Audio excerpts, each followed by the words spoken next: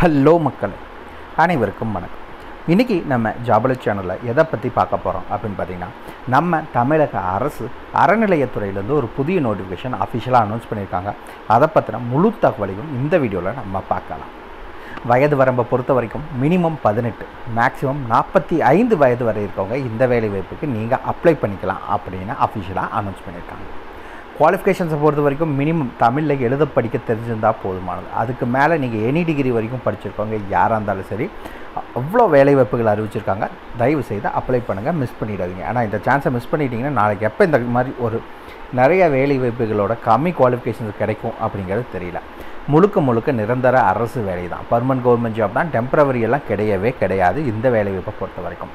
மொத்தம் பார்த்திங்கன்னா 12 விதமான பதவிகள் இருக்கிறதா அஃபிஷியலாக சொல்லியிருக்காங்க.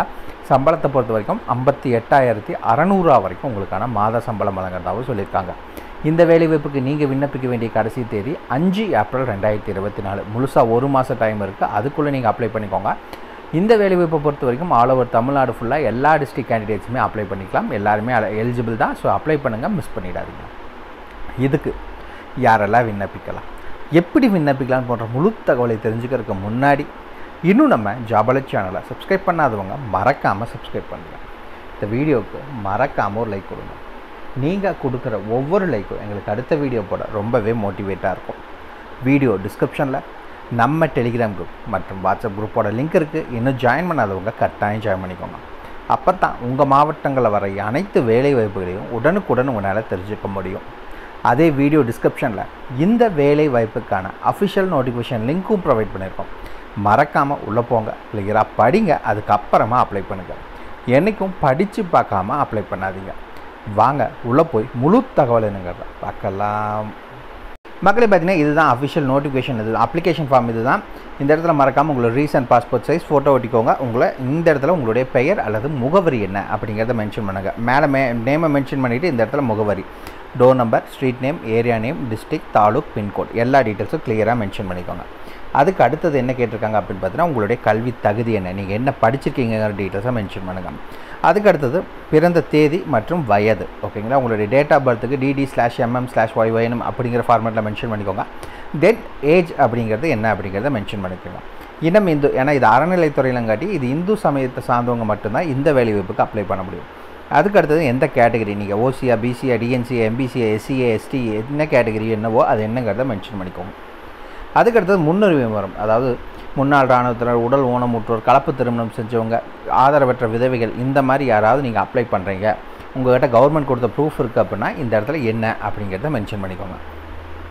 இது இல்லாமல் எக்ஸ்ட்ரா கரிக்குலர் ஏதாவது படிச்சிருந்தீங்கன்னா அதுக்கான டீட்டெயில்ஸை மென்ஷன் பண்ணிக்கோங்க. இங்கே தொலைபேசி எண், ஓகேங்களா. உங்களுடைய ஃபோன் நம்பர் 2 நம்பர் இருக்குன்னா 2 நம்பரையும் மென்ஷன் பண்ணுங்கள். இந்த இடத்துல விண்ணப்பிக்கும் பதவியின் பெயர், 12 விதமான பதவிகள் சொல்லியிருக்காங்க. அதில் நீங்கள் என்ன ஜாபுக்கு அப்ளை பண்ண போகிறீங்களா அது என்ன அப்படிங்கிறத மென்ஷன் பண்ணிக்கோங்க. அதுக்கடுத்தது பார்த்தீங்கன்னா கீழே இடம் மற்றும் நாள், உங்கள் ஊர் பேர் என்ன அப்படிங்கிறத மென்ஷன் பண்ணிக்கோங்க. என்றைக்கு அனுப்புகிறீங்கிற டீட்டெயில்ஸை மென்ஷன் பண்ணுங்கள். இங்கே விண்ணப்பதாரர் கையொப்பம், உங்களோட சிக்னேச்சரை போட்டு அனுப்புங்க.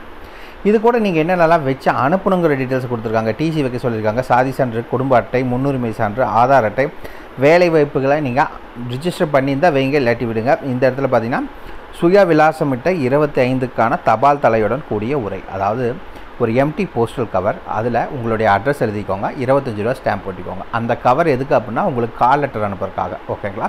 ஸோ இதெல்லாத்தையுமே வச்சு மொத்தமாக பேக் பண்ணி நீங்கள் அனுப்பணும். வாங்க மிச்ச டீட்டெயில்ஸ் என்னங்கிற முழு விவரத்தையும் பார்க்கலாம். மக்களே, பார்த்தீங்கன்னா இதுதான் இந்த வேலை வாய்ப்புக்கான அஃபிஷியல் நோட்டிஃபிகேஷன், ஓகேங்களா. வீடியோ டிஸ்கிரிப்ஷன் லிங்க் கொடுத்துருக்கேன், மறக்காமல் டவுன்லோட் பண்ணி படித்து பார்த்துட்டு அப்புறமா அப்ளை பண்ணுங்கள். ஃபஸ்ட்டு எடுத்தோன்னே டிக்கெட் விற்பனை எழுத்தாளர், அதாவது டிக்கெட் சேல்ஸ் கிளர்க்குக்கான வேலைவாய்ப்பு 18,500லேருந்து 58,500 58,600 சம்பளம். 10th பாஸ் பண்ணியிருந்தால் போதும் இந்த வேலைவாய்ப்பு. இரண்டாவது அலுவலக உதவியாளர், ஆஃபீஸ் அசிஸ்டண்ட்டுக்கான வேலைவாய்ப்பு 15,900லேருந்து 50,400 சம்பளம். 8வது பாஸ் பண்ணியிருந்தால் போதும் இந்த வேலைவாய்ப்புக்கு. காவலர் 15,900லேருந்து 50,400, தமிழில் எழுதவும் படிக்கவும் தெரிஞ்சிருந்தால் போதும். திருவிலகு 15,900லேருந்து 50,400, தமிழில் எழுதவும் படிக்கவும் தெரிஞ்சிருந்தால் போதும். விடுதி காப்பாளர், ஹாஸ்டல் வார்டன், இதுக்கும் 15,900லேருந்து 50,400, தமிழில் எழுதவும் படிக்கவும் தெரிஞ்சிருந்தால் போதுமானது. பல வேலை, இந்த வேலைவாய்ப்புக்கு 15,700லேருந்து 50,000 சம்பளம், தமிழில் எழுதவும் படிக்கவும் தெரிஞ்சிருந்தால் போதும் சொல்லியிருக்காங்க. ஓட்டுநர், டிரைவருக்கான வேலைவாய்ப்பு 18,500லேருந்து 58,600 சம்பளம், 8th பாஸ் பண்ணியிருந்தால் போதும். கூடவே பார்த்தீங்கன்னா முதலுதவி சான்றிதழ் பெற்றிருக்கணும், அதாவது ஃபஸ்ட் எய்ட் அந்த இது பெற்றிருக்கணும். கூடவே உங்கள்கிட்ட ஹெவி மோட்டார் டிரைவிங் லைசன்ஸ் இருக்கணும்னு சொல்லியிருக்காங்க. அடுத்தது பிளம்பர் கம் பம்ப் ஆப்ரேட்டர் 18,000 56,900 உங்களுக்கான சம்பளம் சொல்லியிருக்காங்க. இந்த வேலைவாய்ப்பை பொறுத்த வரைக்கும் நீங்கள் ஐடிஐ வந்து ரிலவென்ட் ஃபீல்டில் படிச்சிருக்கணும். கூடவே பார்த்தீங்கன்னா தொடர்புடைய பிரிவில் 5 வருஷம் எக்ஸ்பீரியன்ஸ் இருக்கணும். அப்படி இல்லைன்னா 2 வருஷம் நீங்கள் அப்ரண்டிஸ் அனுபவம் பெற்றிருக்க வேண்டும்னு சொல்லியிருக்காங்க.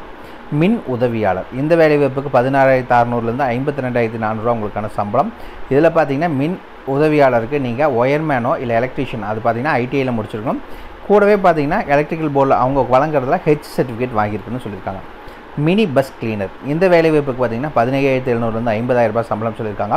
8ஆம் வகுப்பு தேர்ச்சி பெற்றிருக்கணும். கூடவே பார்த்தீங்கன்னா உங்களுக்கு இந்த வேனுக்கான நாலேஜ், அதாவது மோட்டார் மெக்கானிசம் அதுக்கான நாலேஜ் உங்களுக்கு இருக்கணும்னு சொல்லியிருக்காங்க. அதுக்கடுத்து பார்த்தீங்கன்னா காவலர் மற்றும் திருவிலகன் 2 கேட்டகரி சொல்லியிருக்காங்க. காவலருக்கு 17,600 36,800 சம்பளம். தமிழ் எழுதவும் படிக்கவும் தெரிஞ்சிருந்தால் போதுமானது. திருவிலகு அதுக்கு பார்த்தீங்கன்னா 10,000 31,500 சம்பளம். தமிழில் எழுதவும் படிக்கவும் தெரிஞ்சிருந்தால் போதுமானது. ஓகே, விண்ணப்பதாரருக்கு ஃபஸ்ட் எடுத்தோன்னே ஏஜ் என்ன அப்படிங்கிறத ஃபஸ்ட்டு மென்ஷன் பண்ணியிருக்காங்க. இந்த இடத்துல வயது 18 பூர்த்தி அடைந்திருக்கணும். 45 வயதுக்கு உள்ளே இருக்கிறவங்க இந்து மதத்தை சார்ந்தவங்க இந்த வேலைவாய்ப்புக்கு அப்ளை பண்ணுறதுக்கு எலிஜிபிள் அப்படின்னு சொல்லியிருக்காங்க.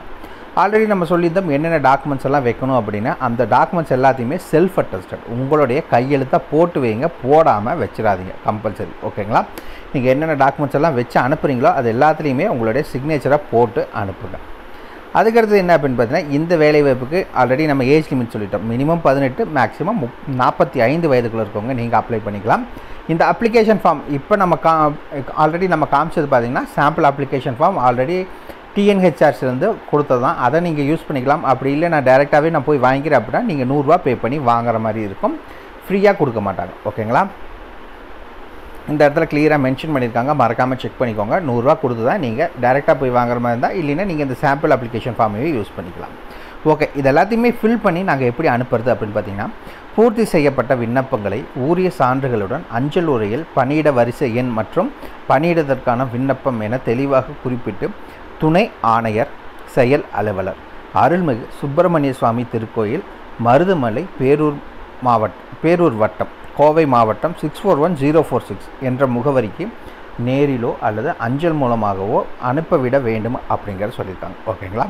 லாஸ்ட் டேட் பொறுத்த வரைக்கும் 5/4/2024 தான் இதுக்கான லாஸ்ட் டேட். சாயந்தரம் 5:45 மணிக்குள்ளே நீங்கள் அனுப்பணும். அதுக்கு மேலே வர அப்ளிகேஷன் ஃபார்மை ரிஜெக்ட் பண்ணிடுவாங்க. முழுசாக 1 மாதம் டைம் இருக்குது, அதுக்குள்ளே அப்ளை பண்ணிக்கோங்க. ஜாப் லொக்கேஷன் பொறுத்த வரைக்கும் மருதுமலை முருகன் கோயில் தான் இதுக்கான ஜாப் லொக்கேஷன். தகுதி விருப்பம் இருக்க யாராக இருந்தாலும் இந்த வேலைவாய்ப்புக்கு அப்ளை பண்ணுறதுக்கு எலிஜிபிள், தாராளமாக அப்ளை பண்ணிக்கோங்க. ஃபுல் டீட்டெயில்ஸுக்கு வீடியோ டிஸ்கிரிப்ஷன் லிங்க் கொடுத்துருக்கேன், மறக்காமல் செக் பண்ணிக்கோங்க. ஏதாவது டவுட் இருக்குன்னா கீழே இருக்க கமெண்ட் பாக்ஸில் கமெண்ட் பண்ணுங்கள். இந்த வீடியோ பிடிச்சிருந்தா மறக்காம லைக் கொடுங்க. இதுக்கு நண்பருக்கு யூஸ்ஃபுல்லாக கட்டாயம் ஷேர் பண்ணுங்கள். உங்களை நாளைக்கு நான் வேறு ஒரு சூப்பரான வீடியோ மூலியமாக சந்திக்கிறேன். மிக்க நன்றி.